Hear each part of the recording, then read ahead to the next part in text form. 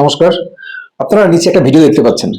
নিচে একটা ভিডিও দেখতে পাচ্ছেন, যে ভিডিওতে দেখা যাচ্ছে একজন স্বনামধন্য ডাক্তার, খুব ভালো মানুষ ডাক্তারবাবু, তিনি জয় শ্রীরাম বলার জন্য জয় শ্রীরাম বলার জন্য 500 টাকা ছাড় দিচ্ছেন। বিষয়টা এখানে নয়, আমি আপনাদের বলি বিষয়টা। যিনি বলছেন তিনি খুব ভদ্র সভ্য মানুষ, মানবতাবাদী মানুষ। তার কাছে আমার স্লোগান দেওয়াতে কি হবে কি না হবে তাতে কিন্তু কিছু যায় আসে না। স্লোগানে কি হবে, জয় শ্রীরাম বললেই কি আর আল্লাহ আকবর বললেই কি, ব্যাপারটা সেটা নয়। আমি আপনাদের বোঝাই। এই যে দেখুন, এই যে জয় শ্রীরাম স্লোগান দিচ্ছে, 500 টাকা ছাড় দিচ্ছে, এটা কিন্তু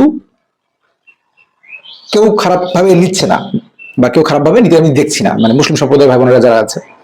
কিন্তু এই ঘটনাটা যদি কোনো মুসলিম ডাক্তার করতো, কোনো মুসলিম ডাক্তার মনে করুন 500 টাকা বা 700 টাকা ছাড় দেবে, তাকে আল্লাহ আকবর বলতে হবে। তো একটাই আল্লাহ আকবর বলতে হবে। তখন কিন্তু যারা হিন্দু ধর্মাবলী, যারা কট্টর হিন্দু আছে, তারা কিন্তু এটা ঘোর বিরোধিতা বলতো। বলতো এই দেখো ধর্ম খাত্রে মেহে, তারপর বলতো যে দেখো যে এরা কিভাবে ধর্মান্তরিত করার চেষ্টা করছে, কিভাবে স্প্রেড করছে, কিভাবে হিংসা ছড়াচ্ছে, কিভাবে করছে। তো বিষয়টা হচ্ছে এটাই।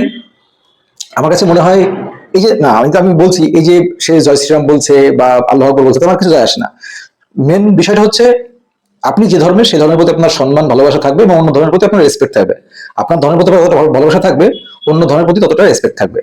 আপনি হিন্দু হয়ে যদি জয় শ্রীরাম বলেন, তাতে আপনার পূর্ণতা লাভ হবে। এবং আপনি যদি হিন্দু ধর্মের হয়ে অন্য কোনো নাম নেন, অন্য কোনো স্লোগান নেন, তাতে আপনার মহাভারত অশুদ্ধ হবে না।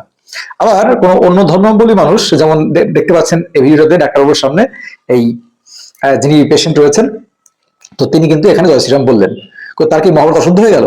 তো সবচেয়ে বড় ধর্ম যেটা, সেটা হচ্ছে মানবতার ধর্ম, মনুষ্যত্বের ধর্ম, ভালোবাসার ধর্ম। কিন্তু আমাদের একটাই নীতি হওয়া উচিত, যে আমরা একে অপরকে শ্রদ্ধা করবো, ভালোবাসবো, কেউ কাউকে ঘৃণা করবো না, কেউ কারোর ক্ষতি করবো না, ক্ষতি চাইবো না।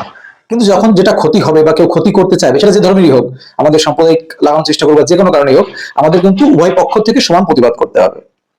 সেটা যদি হিন্দুদের উপর অত্যাচার হয়, তাহলে হিন্দু প্রতিবাদ করবে, সঙ্গে সঙ্গে মুসলিম ধর্মাবলী ভাই বোনরাও প্রতিবাদ করবে।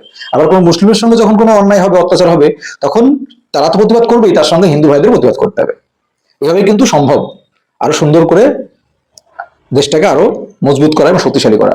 দেখুন, কেউ কাউকে তাড়াতে পারবেন না, কেউ কারোর সবাই একসঙ্গেই থাকতে হবে, কিন্তু বিদ্বেষ করে কি লাভ? আসলে আমরা মিলেমিশে থাকি সব একসাথে।